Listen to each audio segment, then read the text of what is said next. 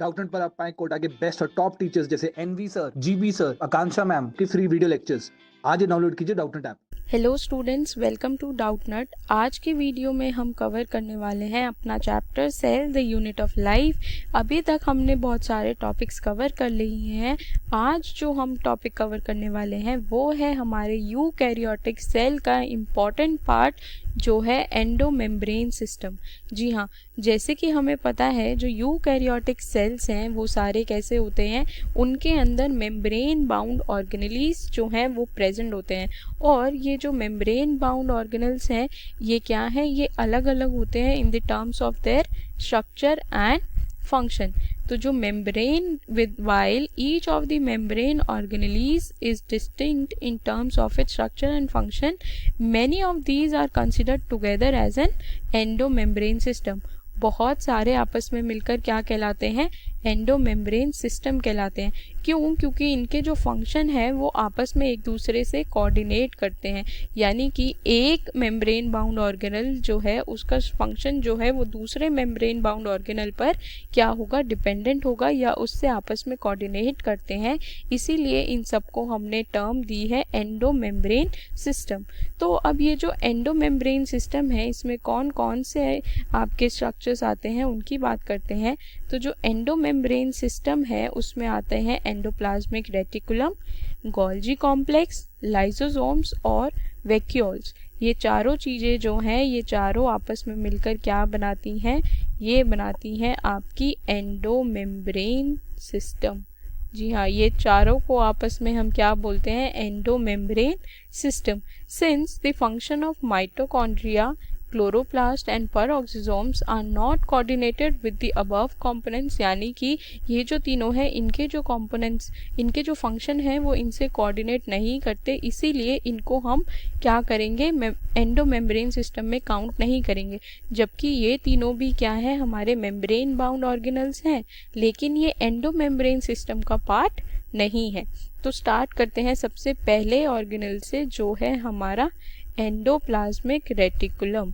जी हाँ, endoplasmic reticulum की हम बात करेंगे तो जो इलेक्ट्रॉन माइक्रोस्कोपिक स्टडी है यूकैरियोटिक सेल की, उसने बताया कि क्या होता है, the presence of a network और reticulum of tiny tubular structures scattered in the cytoplasm. क्या होता है, जो साइटोप्लाज्म है उसमें क्या है, बहुत सारा नेटवर्क है ट्यूब्यूलर स्ट्रक्चर का।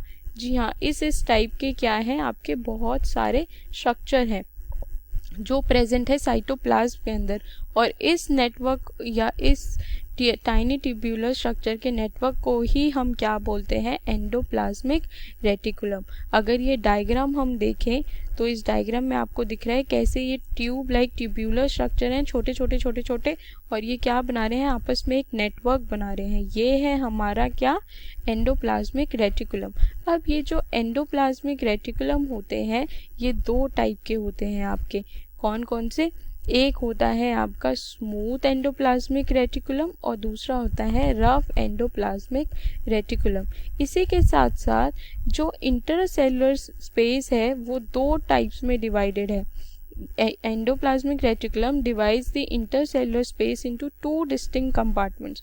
दो कंपार्टमेंट्स में इसने अपने इंटरसेलुलर स्पेस को डिवाइड कर दिया है। पहला जो अंदर वाला एंडोप्लाज्मिक रेटिकुलम है इनसाइड, उसको कहते हैं ल्यूमिनल, और जो बाहर वाला है जो साइटोप्लाज्म के बाहर है वो है एक्स्ट्रा ल्यूमिनल कंपार्टमेंट। तो दो कंपार्टमेंट्स हो गए किसके, इंटरसेलुलर स्पेसेस के।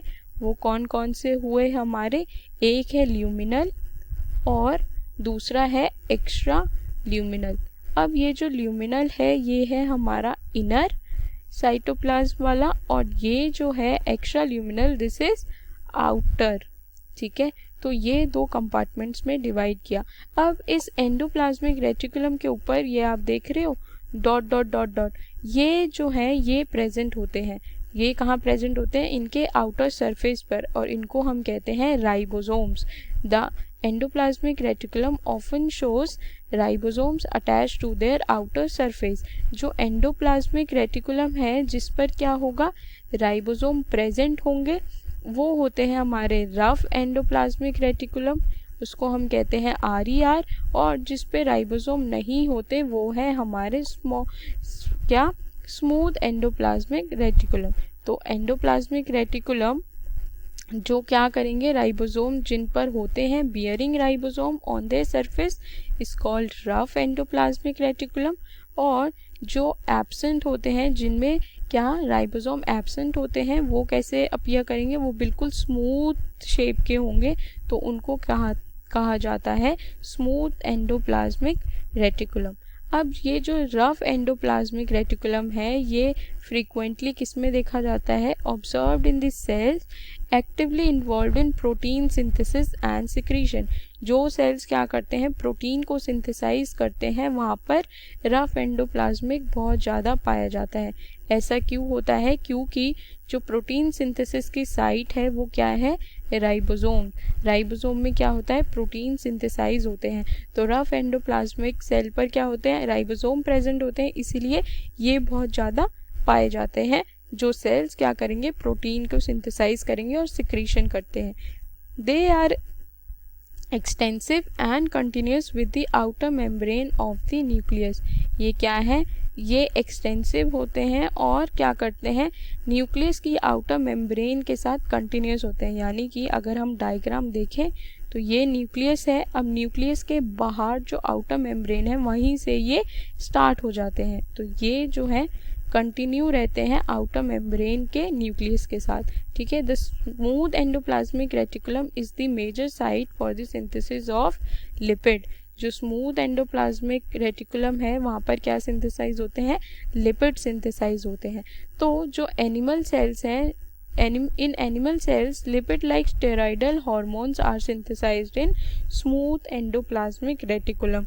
जो स्टेरॉइडल हार्मोन्स होते हैं लिपिड वाले वो कहाँ सिंथेसाइज होते हैं, स्मूथ एंडोप्लाज्मिक रेटिकुलम में।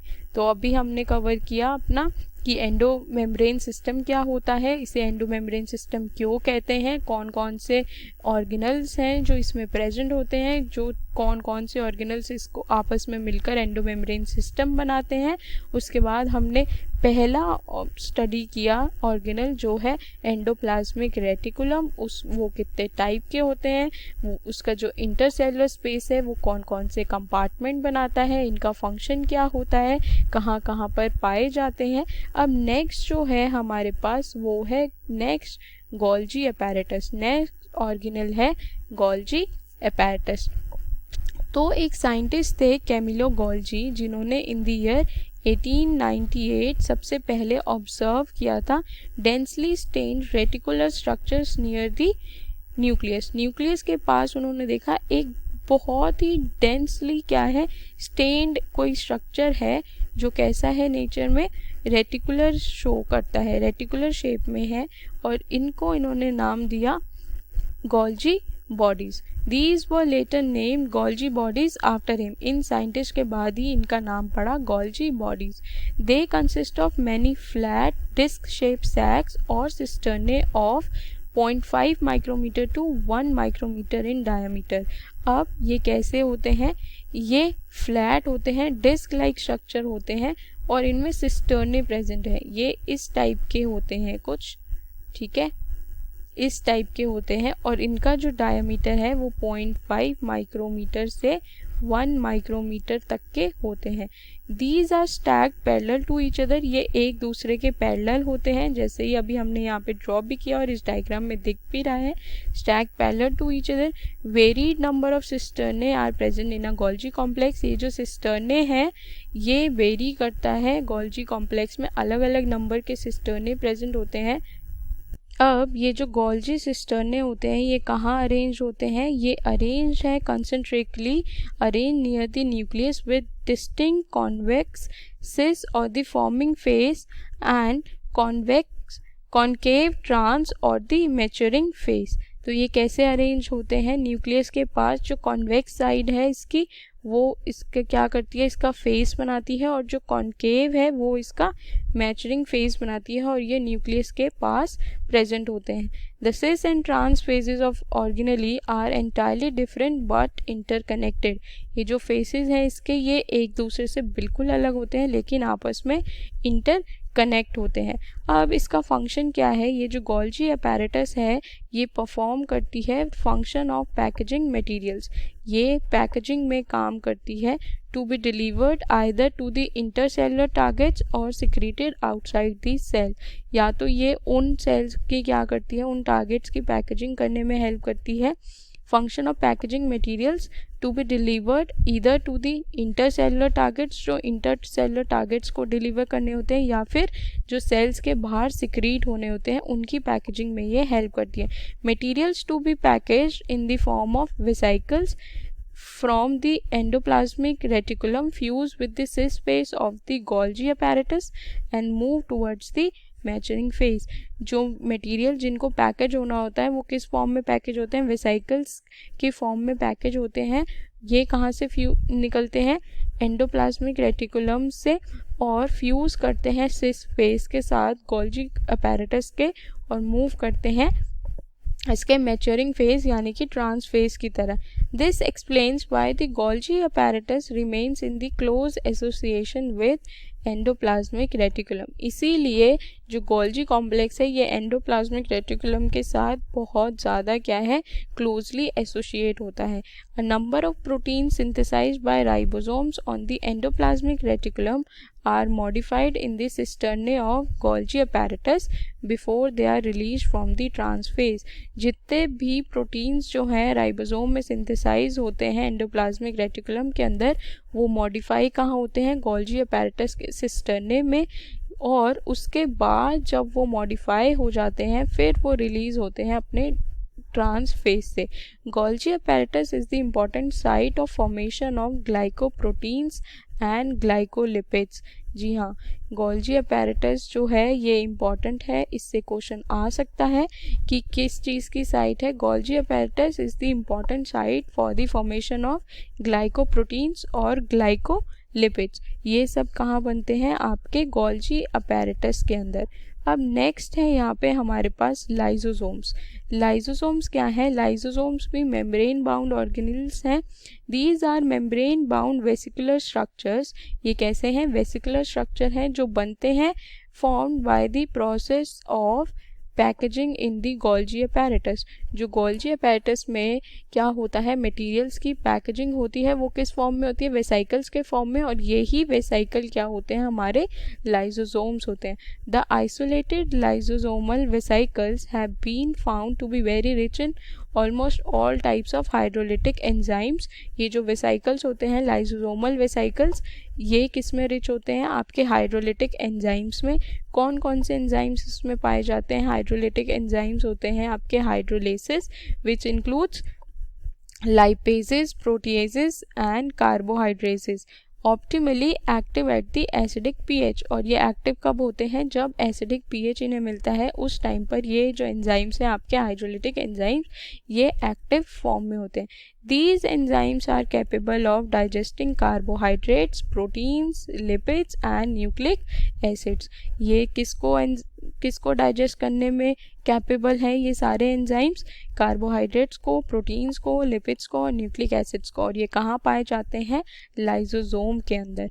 ठीक है, तो ये भी एक हमारा क्या है, एंडोमेम्ब्रेन सिस्टम का पार्ट है। ये एक मेम्ब्रेन बाउंड ऑर्गेनेली है। नेक्स्ट है यहाँ पे वैक्यूल्स।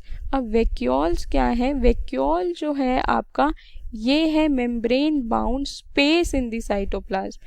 ये क्या है, ये कोई स्ट्रक्चर नहीं है, बस ये एक स्पेस है जो कि कहाँ प्रेजेंट होता है, साइटोप्लाज्म के अंदर, और एक मेम्ब्रेन से सराउंडेड है। It contains water, sap, excretory products and other materials not useful for the cell। इसके अंदर क्या होता है, वाटर होता है, सैप होता है और एक्सक्रीटरी प्रोडक्ट्स और बहुत सारा मटेरियल जो सेल के लिए यूजफुल नहीं है, वो सब कहाँ स्टोर होता है, इस वैक्यूल के अंदर। The vacuole is bound by a single membrane called tonoplast. ये एक सिंगल मेम्ब्रेन से ही बाउंड है और एक स्पेस है जो मेम्ब्रेन बाउंड है, और इस मेम्ब्रेन को कहते हैं टोनो plast। In plant cells, vacuoles can occupy up to 90% of the volume of the cell। plant cells के अंदर ये जो vacuoles हैं बहुत ज़्यादा पाए जाते हैं और ये 90% जो है सेल की वॉल्यूम को ऑक्यूपाई करते हैं। In plants, the tonoplast facilitates the transport of a number of ions and other materials against concentration gradients into the vacuole. अब क्या होता है प्लांट्स के अंदर, ये जो टोनोप्लास्ट है ये फैसिलिटेट करती है कि जो बहुत सारे आयन्स हैं उनके ट्रांसपोर्ट को और दूसरे मटेरियल्स के ट्रांसपोर्ट को against concentration gradient. Concentration gradient से यहाँ मतलब है कि हायर कंसंट्रेशन से ये लोअर कंसंट्रेशन में इन आयन्स को और इन मटेरियल को ट्रांसपोर्ट कराने में हेल्प करती है। Hence their concentration is significantly higher in the vacuole than in the cytoplasm. तो ये जो हमारे मटेरियल या आयन्स हैं इनका जो कंसंट्रेशन होता है ये वैक्यूल के अंदर हाई होता है और साइटोप्लाज्म में कम होता है, तभी ये ट्रांसपोर्ट करवाती है। In amoeba the contractile vacuole is important for excretion. अब अमीबा के अंदर क्या होता है, कॉन्ट्रेक्टाइल वैक्यूल जो है वो प्रेजेंट होता है और वो किस लिए इम्पॉर्टेंट है, वो एक्सक्रीशन प्रोसेस के लिए बहुत इम्पॉर्टेंट है। In many cells as in protist food vacuoles are formed by engulfing the food particles. अब बहुत सारे सेल्स और प्रोटिस्ट के अंदर क्या होता है, फूड वैक्यूल्स भी प्रेजेंट होते हैं। अब ये फूड वैक्यूल्स कैसे बनते हैं, जैसे ही ये फूड पार्टिकल को एनगल्फ करते हैं तो ये फूड वैक्यूल बन जाता है। सपोज ये फूड पार्टिकल है, अमीबा का आपने स्मॉलर क्लासेस में पढ़ा होगा, 10th में आपने देखा होगा फूड न्यूट्रिशन जो है इसमें अमीबा कैसे करता है। तो अमीबा जो है ये फूड वैक्यूल की हेल्प से क्या करता है, अपने ये फूड को एनगल्फ करता है और फिर क्या होता है, न्यूट्रिशन होता है। तो इसी टाइप से फूड वैक्यूल्स जो हैं वो बनते हैं कैसे ही, जैसे ही फूड पार्टिकल नज़र आता है अमीबा जाता है उसकी तरफ और एनगल्फ करता है फूड पार्टिकल को और फूड वैक्यूल बनाता है। तो ये था हमारा वैक्यूल्स। आई होप आपको एंडोमेम्ब्रेन सिस्टम पूरा समझ आया होगा, इसके सारे ऑर्गेनल्स समझ आए होंगे, वो किन से बने हैं, क्या क्या स्ट्रक्चर है, क्या फंक्शंस हैं, ये सब आपको समझ आया होगा। ऐसे ही हम नेक्स्ट टॉपिक नेक्स्ट वीडियो में कवर करेंगे। हमारे चैनल के साथ ऐसे ही बने रहिए, पढ़ते रहिए। All the very best, thank you. Class 6 से 12 से लेके नीट, IIT, जेई मेंस और एडवांस के लेवल तक 10 मिलियन से ज़्यादा स्टूडेंट्स का भरोसा। आज ही डाउनलोड करें डाउटनेट ऐप या व्हाट्सएप कीजिए अपने डाउट्स 8400 400 400 पर।